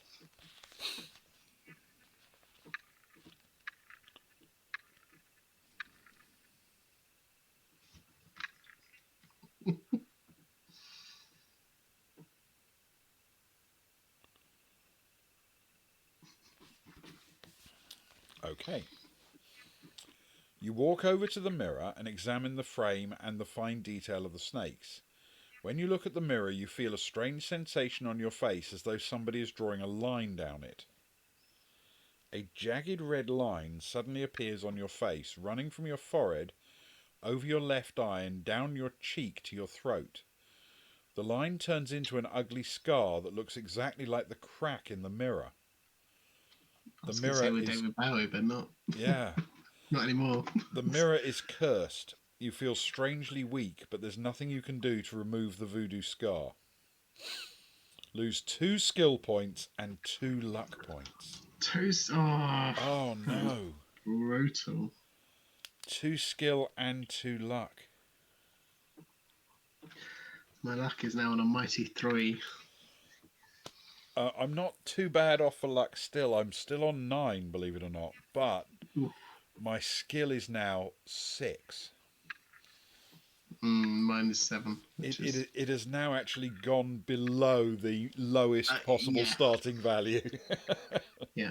You are right, Sparrow. We did have to make a bad decision eventually. Yeah. And, it was a painful one, though. This is it. So, these things do happen. If you haven't done so already, you can pick up the silver ring, or you can rather leave the room to walk up the corridor. So, when it says, if you haven't done so already, is that a trap? Yeah, because it implies that doing so would still enable you to look in the mirror. Yeah, but but it could be a double bluff, couldn't it? yeah, it certainly could, and it would be a really good one. To be fair, I would applaud it. Yes. Uh, I'll Hmm. I'll tell you what. Let's one way or another finish this room and then call it for tonight. But I'm tempted to say if this is going to be our last action of the night, let's at least go for the ring. Blaze of Glory, Yeah. Let's or not? win, lose or die. Yeah, that's the one. Okay, let's grab the ring and turn to 126, and whatever happens, happens. Yeah, We grab the ring, it'd turn to also be 126. an ingenious place to put a statue, so that people Yes. don't pick up the ring, but look in the mirror instead. Keeping an eye on the statue, you reach down and pick up the ring. It feels ice cold in your hand. We can put it on the finger, put the ring back on the floor and leave, or we can go and look in the mirror. I don't think I feel we need to look in the mirror again. Mm. Okay. So basically our choices are we put the ring on the finger, or we leave the room. And Presumably, it didn't fall off the finger instead of being attempted to be picked up. could be. Um Ah, yes, very much as Sparrow says. Great mind, Sparrow. yeah. Decisions. I I'm tempted to say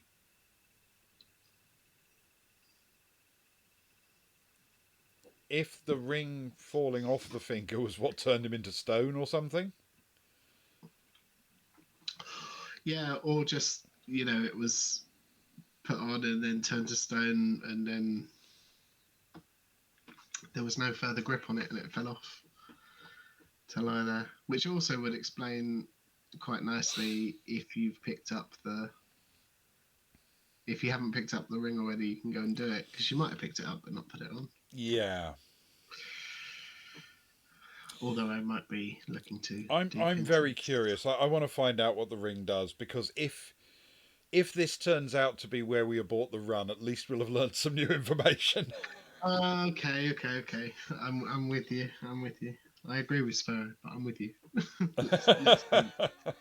Let's find out, because information is key with these things. Information is key. All right, let's give it a shot. We'll put the ring on the finger and turn to 144. This could be doom. Okay. You notice the number 111 etched on the inside of the ring as you slide it onto your middle finger. Okay. That could be very useful information. The statue's eyes flick open, and in a low voice it hisses a chilling warning. Those who steal the ring of ice, my sword will cut and chip and slice. The warrior statue stands up, draws its sword, and steps down from its plinth to attack you. We can fight the bronze warrior or escape. But if we escape, we lose 2 stamina points because the warrior wounds us as we run.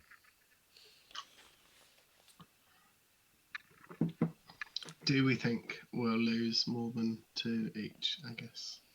My honest temptation is to say, having not seen the stats of the warrior, and with our skill now lower, That's true. I'm tempted to say we run, we take the 2 stamina hit, and then we eat a sandwich once we're out in the corridor. I could definitely do with a sandwich. At least some Yeah. Some dry rations. Because a skill of 6 is worrying me. Yeah. Yeah, that's fair. um, You're cool. You're cool, I think. What's that? Oh, we've got differing messages in chat. yeah. Hard to say. I Or we leave it up to the dice. I find it hard to imagine I wouldn't lose more stamina fighting, no matter what his stats are. Because my stats are currently 6 and 12. I'm on 7 and 14, so not far off. Yeah. And I don't know what his stats are, but the very first thing we fought had that man orc or whatever had a skill of 8. Yeah.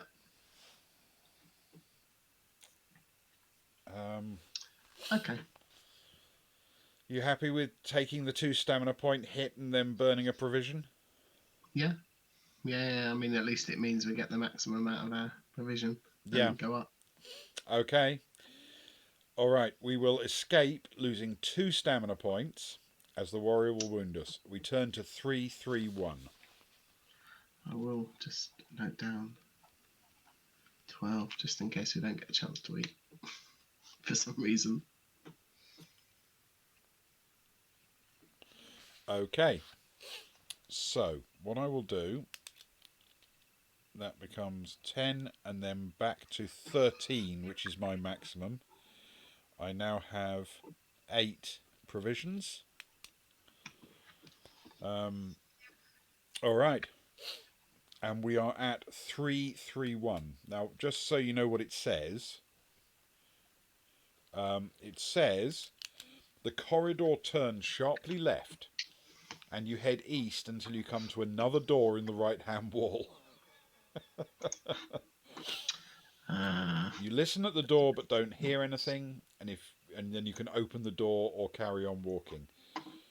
So I suppose the question is, do you want to see what's behind door number 2 before we call it for the night? Well, seeing as we're here, and it's a door. And it's a door, so I mean we're definitely going to open it, aren't we? Yeah. We So will we might as turn well to find out what is to face us. 272. 272.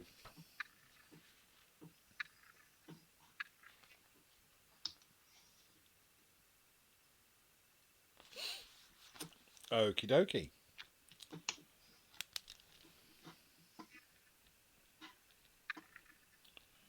Just making a note of exactly where we are. Okay, so the door opens into a large room that appears to be an old library. There are floor-to-ceiling wooden bookcases lining the walls and bookshelves set in rows on the floor, all crammed with dusty leather-bound books. There is a musty smell in the cool air. Cobwebs hang from the shelves, and the floor is littered with paper and debris. If you want to look at some of the books, turn to 31, and if you'd rather close the door and carry on up the corridor, 179. There we go. So, well, that is where we will leave it for tonight. We have made it as far as the library. So we're looking to find out whether or not there's a candlestick here and whether or not it was used to bludgeon Mr. Black to death. Apparently. Thank you very much, everybody, for following us thus far. Indeed. We made it. That is 272. We have survived. This is our very first glance at this book. We've made it through an entire session. I mean, like a 2 hours worth of play, which is astonishing for us. Of course, we haven't got anywhere yet, and I cannot quite shake the feeling that curse from the mirror, knocking us down to 6 stamina and 7 stamina, is probably going to ultimately doom us. I mean, there's good news. We've got a Kragan knife. We know we've got a bell that we can use to ward off a thief that has red hair and green pants. And something about the number 111 on the inside of a silver ring that we found. Absolutely. We are, however, down to 2 gold pieces and have a big scar across our face and have lost some skill. Sure. luck. Yeah. But Yeah. you know, I'm positive. It's Yeah. not been The a bad the session. skill loss is the problem. We didn't Mm, roll particularly well for skill to start with. yeah, my luck was pretty poor as well. Yeah. But I can deal with luck. It's less it's less used than skill Hmm. to some extent. Yes. I'd rather have the. I should have taken that potion of skill, Yes. or just not looked at them. But hey, here we are. It's been Or not fun. looked in a It's been a mirror. lot of fun. But, mistakes were made, obviously. Yeah. But I mean, so far, I feel we've only really done one genuinely dumb thing. And it Yeah. wasn't an obvious dumb thing. No, I think there was reason to do it. Yeah. Certainly, given the situation, it was just a trap. Yeah. And traps are set to catch the unwary, and we were apparently unwary. So, Indeed. right, thank you very much, everybody, for joining us this evening. We will obviously Mm, pick this up at the next opportunity where it's the two of us to continue. But we are enjoying this one. This is quite a fun one, I think. yeah, it really is. It feels like a properly good, fun adventure story. Yeah. Our next scheduled event is on Friday evening, which will be a Traveller session. Yeah. So if you Well, can join indeed. us for that, and if you're interested in Traveller, then please do. And until then, thank you very much for joining us live or on VOD, and good night. Good night.